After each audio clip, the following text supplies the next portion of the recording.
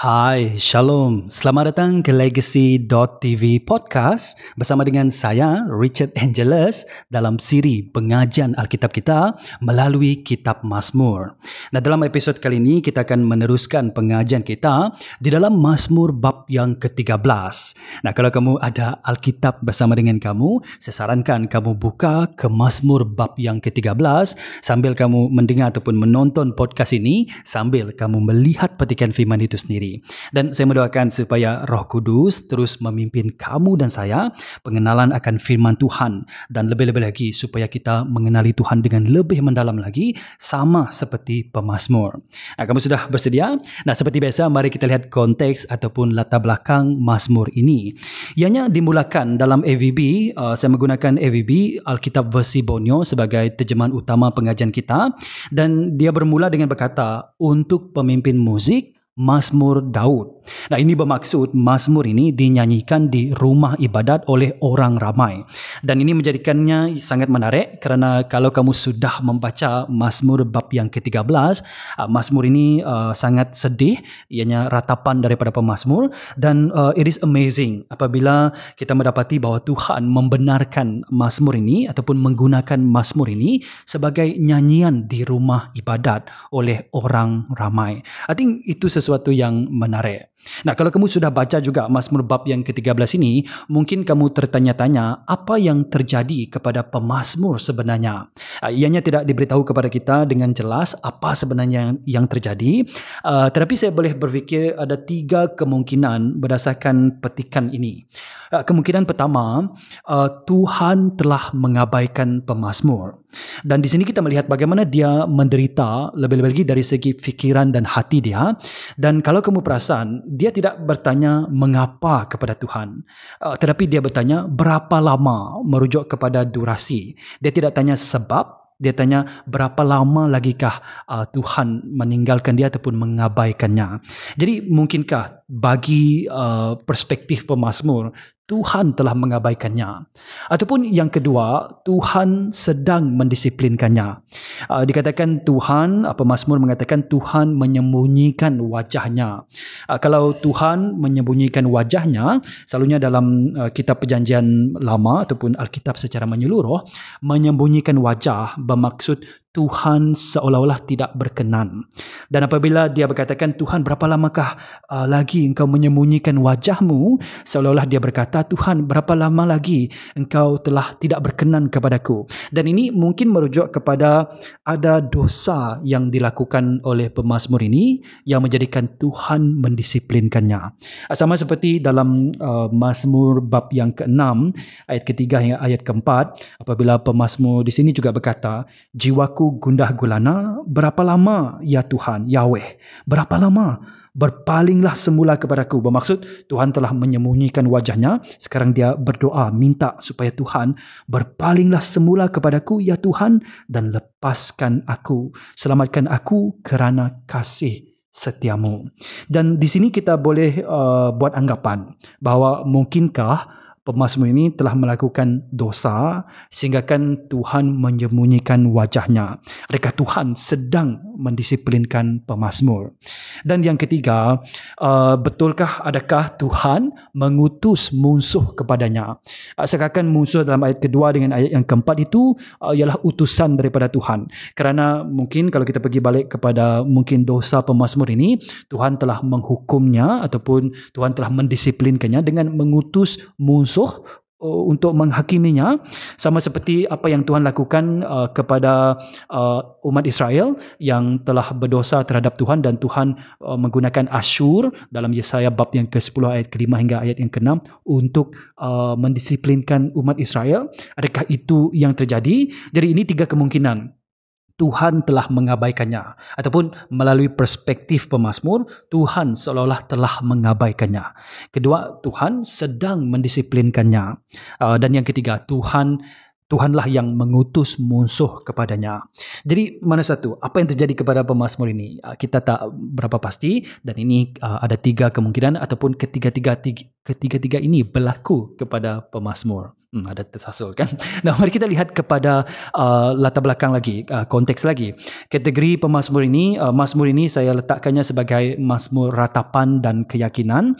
Dan seperti biasa, kerana mazmur ialah lyrical poetry, oleh itu sangat penting untuk kita melihat gaya bahasa, literally devices yang digunakan di dalam mazmur. Ada banyak sebenarnya, tapi ini tiga yang teratas. Yang pertama iaitu gaya bahasa pengulangan, anafora, iaitu mengulangi ayat ataupun ungkapan untuk menekankan emosi ataupun fikiran pemazmur.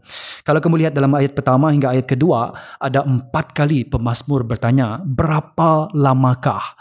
Bermaksud betapa ianya diulang sehingga 4 kali, maksud betapa pemazmur ini menyatakan tentang persoalan dia, emosi dia ataupun dalam fikiran dia. Dan malah ayat ketiga dia ulang lagi, dikatakan, ya Tuhan, ya Allahku, pandanglah aku dan dengarlah doaku. Pandanglah aku, dengarlah. Itu juga pengulangan untuk menunjukkan ketekunan ataupun keinginan supaya Tuhan menjawab persoalan pemazmur dan juga supaya Tuhan memandang dan juga mendengar doa pemazmur. Jadi itu gaya bahasa yang digunakan, pengulangan. Yang kedua ialah parallelisme, dan inilah gaya bahasa yang sangat popular di dalam mazmur, iaitu idea itu diulang dengan maksud yang sama tetapi dengan lebih mendalam lagi.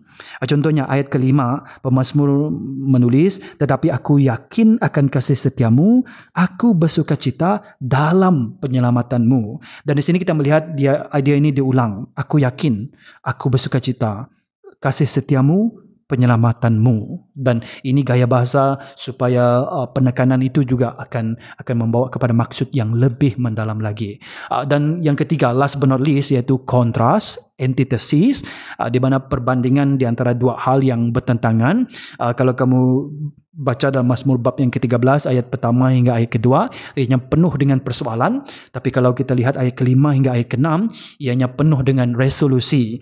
Aku akan berbuat begini dan berbuat begitu. So itu menunjukkan kontras daripada pemazmur meratap, kemudian kita melihat keyakinan pemazmur ini. Dan saya bahagikan mazmur ini kepada 3 bahagian. Ayat pertama hingga ayat kedua, berapa lamakah? Ayat ketiga hingga ayat keempat, pulihkan sinar mataku. Dan ayat kelima hingga ayat keenam, keyakinan dan pujian. Nah, mari kita dengar Mazmur bab yang ke-13 ini dahulu. Saya bacakan melalui AVB, Alkitab versi Borneo. Mazmur 13, untuk pemimpin muzik, Mazmur Daud.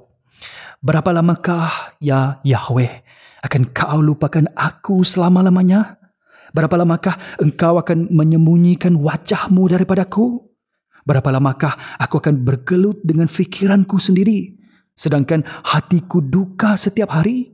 Berapa lamakah musuhku akan mengatasiku? Ya Yahweh, ya Allahku, pandanglah aku dan dengarlah doaku. Pulihkan sinar mataku, agar aku tidak lelap dalam maut. Agar musuhku tidak berkata, aku telah berjaya memusnahkannya, dan musuhku bergembira dengan kejatuhanku. Tetapi aku yakin akan kasih setiamu. Aku bersukacita dalam penyelamatanmu. Aku akan menyanyi, memuji Yahweh kerana limpah rahmatnya kepadaku. Ini firman Tuhan. Nah, mari kita lihat ayat pertama hingga ayat ketiga. Sekali lagi inilah komentari ataupun penjelasan Mazmur ini. Saya namakannya sebagai berapa lamakah. Dan di sini sebagaimana saya katakan tadi, 4 kali pemazmur mengulang persoalan. How long? Berapa lamakah ya Tuhan? Dan melalui ayat pertama dengan ayat kedua ini, ada 2 pemerhatian utama yang saya dapat. Pertama, iaitu penantian ialah suatu penyeksaan. Nah, ini seperti tajuk lagu ataupun tajuk buku ataupun tajuk drama kan. Penantian ialah suatu penyeksaan. Tapi bukankah ianya tidak semestinya lah kan? Kalau kita tahu bila ianya akan berakhir, mungkin penantian itu tidaklah menjadi sangat menyeksakan. Contohnya kalau saya dengan kawan saya sudah buat appointment Kita akan bertemu di satu tempat makan dan saya datang awal dan kawan saya datang lambat dan dia kata dalam 30 minit saya akan datang. Dan sementara menanti kawan saya itu, saya boleh cek phone saya ataupun saya boleh baca Alkitab, saya boleh baca buku dan ianya tidak menyeksakan bagi saya sebab saya tahu dia akan datang dalam 30 minit walaupun dia lambat. Jadi penantian itu tidaklah menyeksakan sangat. Tetapi kalau penantian itu seolah-olah tidak akan berakhir ataupun kita tidak tahu bilakah ianya akan berakhir, maka ianya betul-betul akan menjadi suatu penyeksaan. Itulah yang terjadi kepada pemazmur. Jadi pemazmur dia tidak tahu bilakah keadaannya akan berakhir. Apa yang terjadi dalam kehidupan pemazmur ini? Dia seolah-olah merasakan bahawa Tuhan sudah tidak peduli kepada dia. Itu dia punya persepsi. Dia melihat bahawa ini mungkin benar kerana mungkin dia berdosa. Tuhan telah mendisiplinkannya dan Tuhan telah mengutus musuh untuk mendisiplinkannya dan dia berfikir bilakah hal ini akan berakhir. Dan malah persoalan yang lebih mendalam lagi, adakah ianya akan berakhir? Dan kalau itu terjadi kepada pemazmur, jadi bagi pemazmur ini, penantian ialah benar-benar suatu penyeksaan. Kalau kita pergi contohnya dalam kitab Ratapan bab yang terakhir, let me see. Ratapan bab yang kelima, ayat yang ke-20 hingga ke-22, dikatakan, mengapa engkau, itu merujuk kepada Tuhan, mengapa Yahweh terus melupakan kami, meninggalkan kami selama-lamanya? Pulihkanlah kami kepadamu, ya Yahweh, maka kami akan dipulihkan. Baharulah hari-hari kami seperti zaman dahulu, kecuali engkau akan menolak kami sama sekali dan amat murka terhadap kami. Dan di sini pemazmur minta untuk Tuhan memulihkan umatnya. Dan dia tertanya-tanya, adakah Tuhan terus melupakannya dan terus meninggalkan mereka sekian lama? Dan di akhir petikan ini dia berkata, kecuali engkau telah menolak kami sama sekali. Jadi bagi peratap ini, dia juga merasakan bahawa seolah-olah penderitaan yang terjadi kepada dia dan juga umat Allah itu seolah-olah tidak akan berakhir dan itu akan menjadi penyeksaan bagi dia. Ini yang terjadi kepada pemazmur. Pernahkah kamu mengalami keadaan ini ataupun adakah kamu sedang mengalami keadaan ini? Kamu menanti dan kamu tidak tahu bila ianya akan berakhir ataupun adakah ianya akan berakhir. Contohnya macam if you have depression for example, will it end? When it will end. Dan penantian ini ialah suatu penyeksaan. Ini terjadi, besar kemungkinan terjadi kepada pemazmur. Sekurang-kurangnya inilah pematian saya. Pematian yang kedua ialah persepsi ialah realiti bagi kita. It doesn't matter sama ada persepsi kita itu betul ataupun tidak. Apa saja yang kita apa saja yang menjadi persepsi bagi kita, ianya akan menjadi realiti bagi kita. Contohnya kalau kita melihat makanan dan kita makan makanan. Makanan itu dibuat dengan cara yang sama dan semua orang makan benda yang sama, tetapi ada orang makan dan mereka merasakan makanan ini tidak sedap. Tetapi ada juga yang makan dan mengatakan, oh makanan ini paling sedap yang dia pernah rasa. Jadi adakah makanan itu berubah? Tidak, makanannya sama, tapi persepsi kita berbeza. Begitu juga dalam kehidupan kita, apabila kita ada persepsi, sama ada persepsi itu benar ataupun tidak, ianya tetap akan menjadi realiti bagi kita. Nah, bagi pemazmur ini, Tuhan bagi dia telah melupakannya, telah meninggalkannya, telah menghukumnya, tapi sebenarnya tidak. Ataupun mungkin Tuhan telah mendisiplinkannya, tapi Tuhan tidak akan melupakannya. That is the truth about who God is bagi umat yang percaya kepadanya. Tapi bagi pemazmur, dia melihat ini sebagai sesuatu yang benar. Sebab persepsi menjadi realiti bagi kita. Contohnya umat Israel dalam kitab Keluaran, apabila Tuhan menjawab doa umat-umatnya, Tuhan berkata bahawa umat umatnya telah berseru kepada Tuhan dan mereka bertanya, berapa lama Tuhan kau akan menyelamatkan kami? Dan ianya seolah-olah Tuhan tidak mendengar, tapi Tuhan dengar. Tapi bagi umat Israel pada masa itu, dalam pembuangan, mereka merasakan Tuhan benar-benar telah melupakannya. Tapi itu bukan realiti sebenarnya. Begitu juga dengan Ayub. Kita tahu apa yang terjadi kepada Ayub. Tetapi Ayub dalam perspektif dia, seolah-olah Tuhan telah meninggalkannya ataupun melupakannya. So itu menjadi realiti bagi Ayub. Sama juga dengan kita, persepsi sama ada benar ataupun palsu ataupun campur benar dan juga palsu, it will become our reality. Kenapa? Nah, kalau saya lihat daripada ayat pertama hingga ayat kedua, malah dalam Mazmur bab yang ke-13 ini, ianya boleh dijelaskan pertama, apabila kita berfikir dalam fikiran kita tidak ada penjelasan. Pemazmur berkata, berapa lamakah aku akan bergelut dengan fikiranku sendiri, sedangkan hatiku duka setiap hari. Dia bergelut dengan fikirannya sendiri. Ataupun dalam terjemahan baru Indonesia menyatakan, berapa lamakah aku menaruh kekhawatiran dalam diriku. Dan ini boleh dijelaskan. Bagi pemazmur ini, saya jelaskannya. Bagi pemazmur ini, dalam fikiran dia, situasi yang terjadi kepada dia tidak boleh menjelaskannya. Dia tidak boleh explain kenapa hal ini terjadi. Sama seperti apa yang terjadi kepada Ayub contohnya. Ayub tidak tahu, kita tahu sebab kita membaca kitab Ayub. Tapi Ayub tidak membaca kitab Ayub. Jadi Ayub tak tahu apakah perbualan yang terjadi di syurga, apa yang Tuhan telah lakukan, ataupun apa yang telah iblis telah lakukan. Ayub tidak tahu, dan dalam fikiran Ayub dia merasakan bahawa dia tidak bersalah, which is true, dia tidak bersalah. Tetapi dia fikir, kalau saya tak bersalah, kenapa keadaan ini terjadi kepada dia? Dan mungkinkah ini terjadi kepada pemazmur? Pemazmur dia berfikir dalam fikiran dia, Tuhan, saya tahu mungkin dia berdosa, tapi kenapa terlampau besar begini cobaan dia? Dan dalam fikiran dia tidak ada penjelasan, dan itu menjadi realiti. Adakah ini terjadi kepada kamu? Apabila dalam fikiran kamu keadaan yang terjadi tidak ada penjelasan, kamu bergelut dengan fikiranmu sendiri, kamu menaruh kekhawatiran dalam dirimu sendiri, dan lama-kelamaan itu menjadi persepsi dalam kehidupan kamu. At the end of the day, ianya menjadi realiti bagi kamu juga. Kemungkinan kedua ataupun hal yang terjadi dalam petikan ini, yaitu apabila pemazmur menjadikan emosi sebagai rujukan dan ataupun nasihat dalam kehidupan dia. Dalam updated King James Version menyatakan, how long shall I take counsel in my soul, having sorrow in my heart daily. Dan dia berkata, how long I take counsel in my soul. Ataupun dalam Indonesia Literal Translation edisi yang ketiga mengatakan, sampai kapankah aku harus menaruh nasihat dalam jiwaku kerana kesusahan dalam hatiku sehari-hari. You see, I take counsel in my soul, ataupun aku menaruh nasihat dalam jiwaku. Dipendekkan cerita, dia mengambil counsel, nasihat di dalam dirinya sendiri.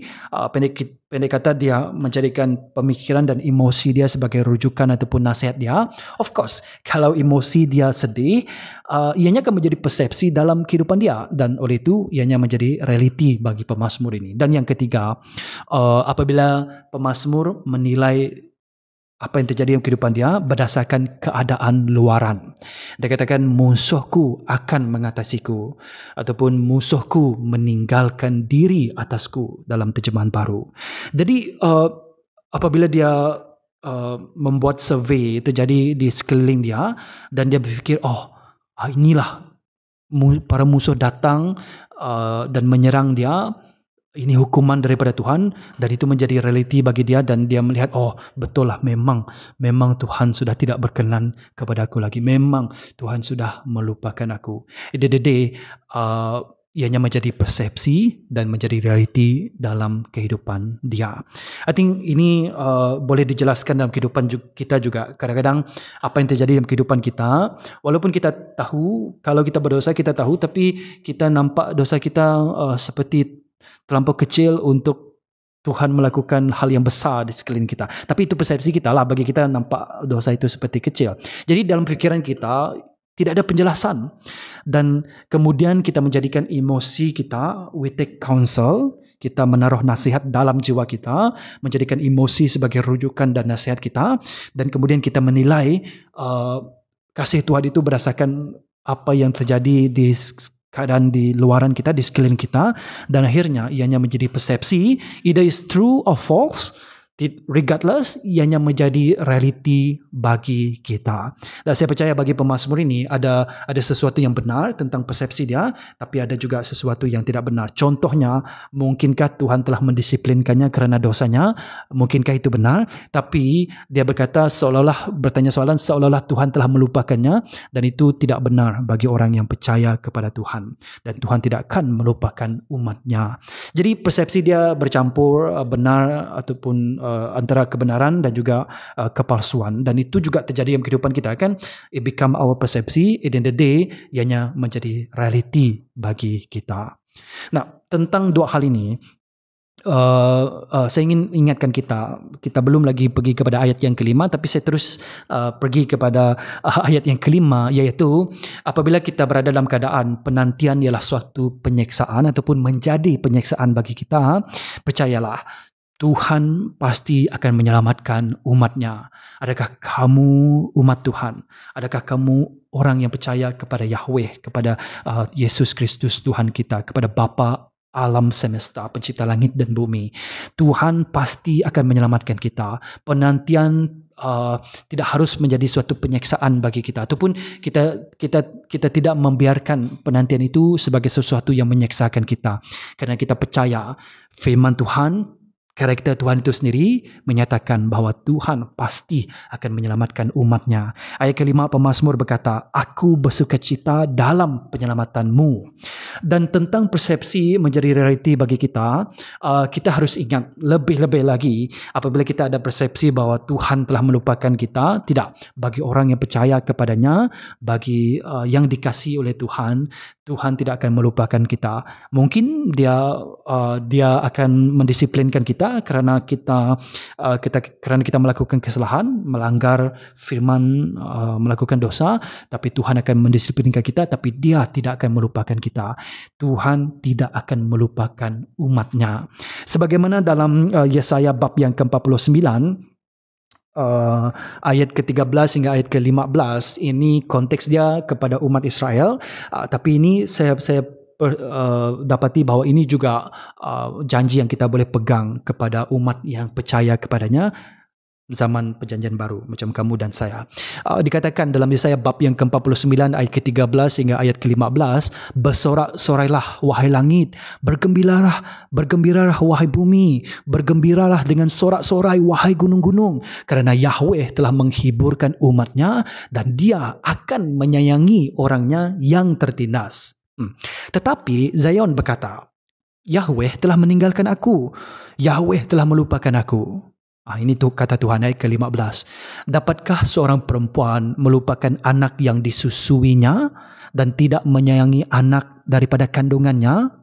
Ya, dia mungkin akan lupa. Tetapi aku, kata Tuhan, kata Yahweh, tetapi aku tidak akan melupakan engkau. Dan ini kata Tuhan kepada umatnya. Dia berkata bahawa bolehkah seorang ibu apabila dia menyusui anaknya, anak yang disayanginya, dan dia melupakan anak itu?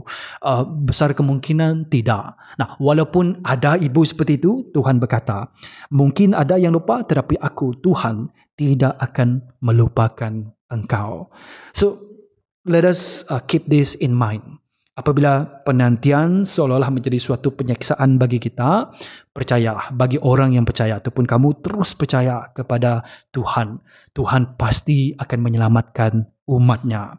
Dan apabila persepsi kita dicampur baul dengan kebenaran dan juga kepalsuan, sama ada dalam fikiran kita tak ada penjelasan, ataupun kita menjadikan emosi kita sebagai rujukan dan nasihat dalam kehidupan kita, ataupun kita melihat hal di sekeliling kita untuk menilai kehidupan hubungan kita dengan Tuhan, itu can be true, lebih-lebih tentang disiplin daripada Tuhan, tapi it will not true Tuhan telah melupakan kamu. Percayalah, Tuhan tidak akan melupakan umatnya. Tuhan pasti akan menyelamatkan, Tuhan pasti tidak akan melupakan umatnya. Amin. Nah, mari kita pergi kepada bahagian yang seterusnya.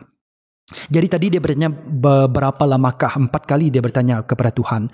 Sekarang kita pergi kepada bahagian kedua, iaitu pulihkan sinar mataku, ayat ketiga hingga ayat yang keempat.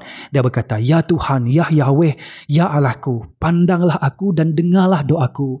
Pulihkanlah sinar mataku agar aku tidak lelap dalam maut, agar musuhku tidak berkata, aku telah berjaya menewaskannya, dan musuhku bergembira dengan kejatuhanku. Dari sini saya melihat pemazmur selepas dia bertanya persoalan ini, dia merayu kepada Tuhan, malah seolah-olah memaksa Tuhan agar Tuhan terus memandangnya. Dia berkata, pandanglah aku dan dengarlah doaku. Ataupun dalam King James Version mengatakan, consider and hear me, O Lord. Ianya seperti perumpamaan yang Yesus ajarkan kepada para muridnya dalam Lukas bab yang ke-18, ayat pertama hingga ayat ke-18, apabila Tuhan Yesus mengajar para muridnya tentang berdoa untuk sentiasa berdoa dan tidak putus asa. Bukan berdoa sekali, tetapi sentiasa, persistently praying dan tidak putus asa, don't give up. Dan ini boleh digunakan sebagai rayuan orang yang percaya. Walaupun kita tidak tahu apakah penjelasan yang terjadi dalam kehidupan kita, mungkin kita tahu ini disiplin daripada Tuhan, tapi kita cannot imagine why is it so hard that happening to us. Let us continue, sama seperti pemazmur, terus merayu supaya Tuhan memandang kita, memandang dan juga mendengar doa kita. Malah be persistent, seolah-olah memaksa Tuhan untuk pandanglah aku, Tuhan. Dan ini ialah bagaimana orang yang percaya terus merayu. Dan permintaan dia katakan, pulihkanlah sinar mataku agar aku tidak lelap dalam maut. Pulihkan sinar mataku, ataupun dalam terjemahan baru Indonesia mengatakan, buatlah mataku bercahaya. Ini sebenarnya bermaksud memulihkan tenaga, ataupun memulihkan semangat dia semula, ataupun memulihkan kesedarannya. Contohnya dalam 1 Samuel bab yang ke-14, ini merujuk kepada Yonatan, iaitu anak kepada Raja Saul. Yonatan dia makan madu, dan ada sesuatu lah terjadi sebelum itu, dan dikatakan 1 Samuel bab yang ke-14 ayat ke-27, tetapi Yonatan tidak mendengar bahawa ayahnya telah menyuruh rakyat bersumpah. Dihulurnya tongkat yang ada di tangannya dan mencelupkan hujungnya ke dalam sarang madu, kemudian dia mencedoknya ke mulutnya dengan tangannya, lalu matanya menjadi terang lagi.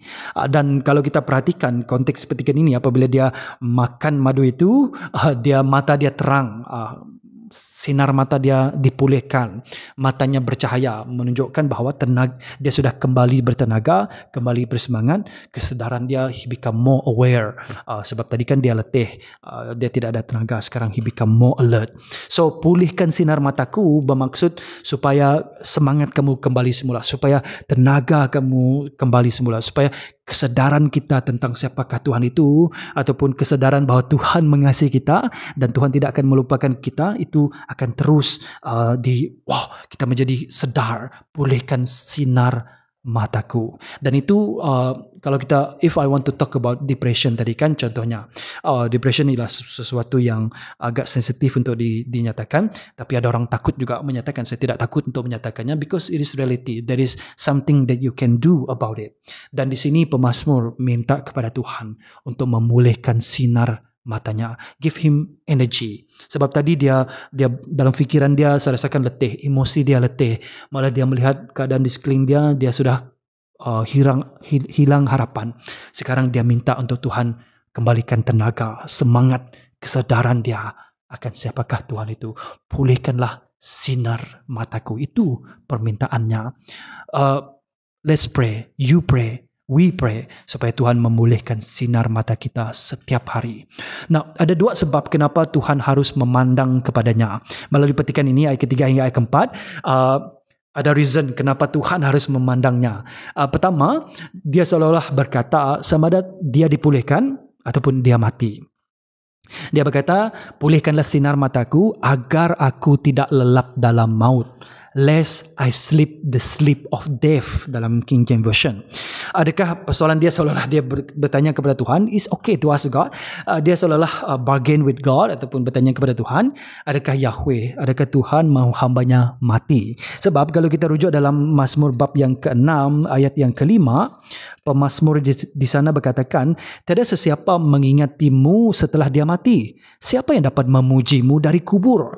Dia seolah-olah berkata, Tuhan, kalau engkau membiarkan aku lelap dalam maut, kalau engkau membiarkan aku sleep to death, who will worship you? Jadi pandanglah aku Tuhan. Jadi pandanglah aku Tuhan. Jangan jadikan aku mati. Pulihkanlah aku.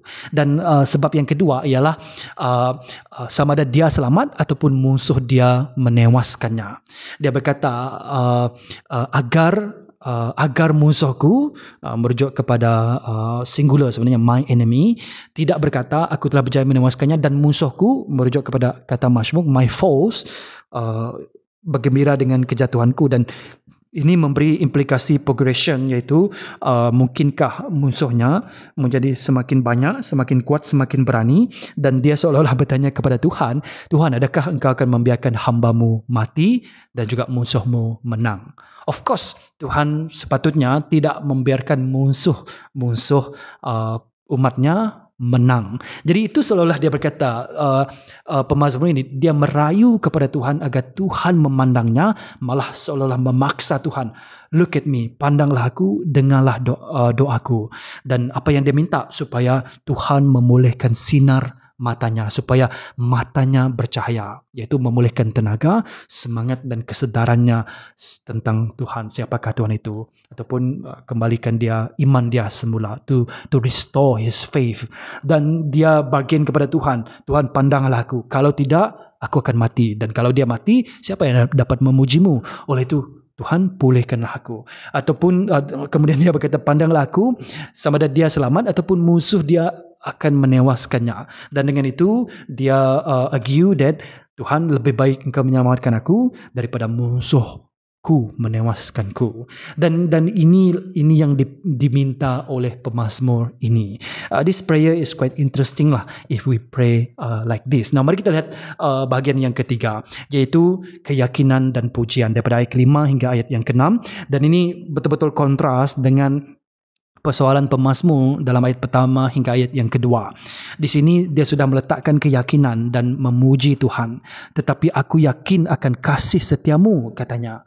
Aku bersukacita dalam penyelamatanmu. Aku akan menyanyi, memuji Tuhan, memuji Yahweh kerana limpah rahmatnya kepadaku. Nah, biasanya kalau kita lihat Mazmur, pemazmur biasanya mengakhiri mazmurnya dengan sama ada dengan keyakinan ataupun diakhiri dengan pujian. Tapi Mazmur bab yang ke-13 ini ianya berakhir dengan kedua-duanya sekali. Dia menyatakan keyakinan dia kepada Tuhan, aku yakin, kemudian dia mengucap syukur ataupun pujian kepada Tuhan, aku akan menyanyi, memuji Tuhan. Wow, this is amazing. Ini mazmur yang menyedihkan, ratapan yang terjadi dalam kehidupan dia, tapi ianya berakhir dengan keyakinan dan pujian, kedua-duanya sekali. Sebab itu saya mungkinkah amazed jugalah, sebab tadi saya bertanya soalan, dikatakan untuk pemimpin muzik Mazmur Daud, bermaksud mazmur ini dinyanyikan di rumah ibadat. Dan tadi saya bertanya soalan, could it be sebab mazmur ini agak depressed, tapi kalau kita lihat di akhirnya ayat ke-5 hingga ayat ke-6, it is really good untuk dinyanyikan, sebab ianya akan membawa kita untuk yakin lagi kepada Tuhan, yakin akan kasih setianya, dan membawa kita untuk menyanyi, memuji Yahweh. Dan bagaimana pemazmur ini menggalakkan dirinya, menggalakkan diri kita, itu sesuatu yang penting. Sebab kalau kita lihat pemazmur ini, tadi kan sebagaimana saya sudah analyze Mazmur bab yang ke-13 ini, pemazmur ini persepsi dia datang daripada fikiran dia, karena dia tidak dapat apa yang dia boleh fikirkan. Kenapa hal ini terjadi kepada dia? Why? Dan juga how long? Dan dia tidak ada penjelasan. Kenapa lama sangat? Jadi tidak ada penjelasan, menjadi persepsi, fikiran itu menjadi persepsi dia. Begitu juga dia mengambil nasihat, counsel, melalui emosi dia. Dan yang ketiga, kita melihat bahawa dia melihat keadaan sekeliling dia sebagai sebagai penilaian. Dia menilai kehidupan rohani dia berdasarkan apa yang terjadi di sekeliling dia, dan semua itu menjadi persepsi bagi dia. So itu cara yang salah untuk menggalakkan diri kita.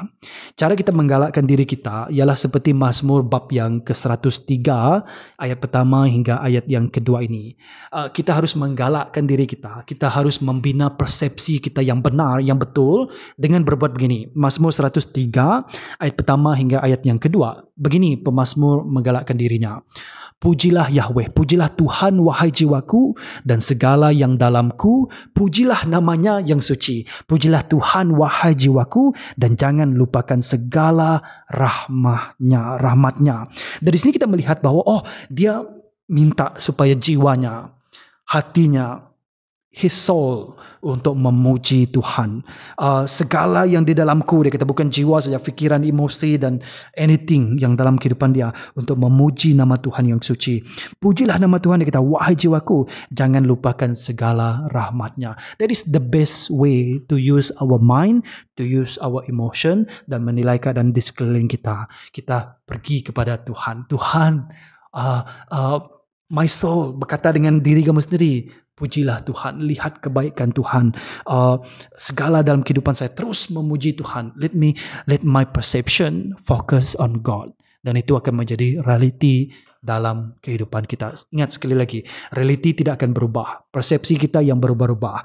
Realitinya Tuhan tidak akan melupakan kita. Tapi persepsi kita, mungkin kita berfikir Tuhan telah melupakan kita. Oleh itu persepsi kita yang harus berubah, melihat kepada Tuhan, membawa jiwa kita untuk memuji dan menyembah Tuhan, so that persepsi kita matching dengan reality yang sebenar, bahwa Tuhan mengasihi kita, Tuhan peduli akan kita, Tuhan tidak melupakan kita.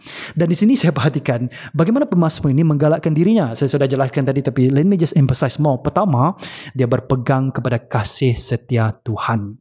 Dia berkata, aku yakin akan kasih setiamu. Dan ini sejenis kasih yang sangat spesifik dan juga menarik.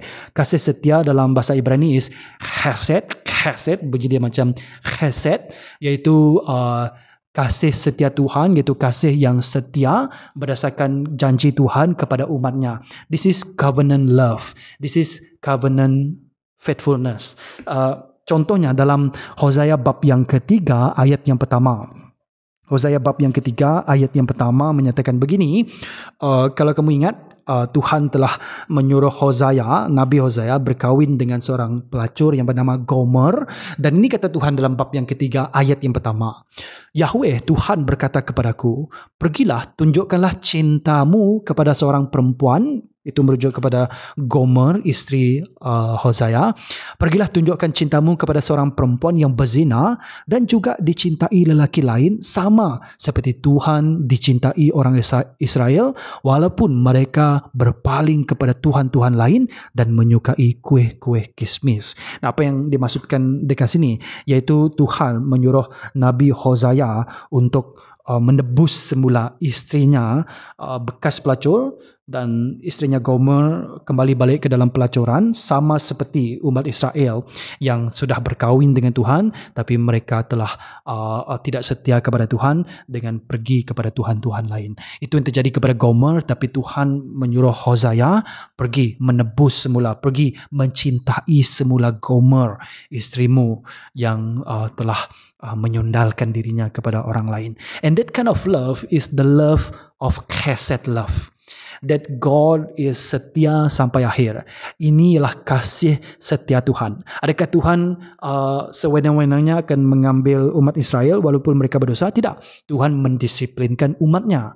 Tetapi Tuhan berpegang kepada janjinya. This is kasih setia Tuhan. This is the chesed of God. Janji covenant of God kepada umatnya.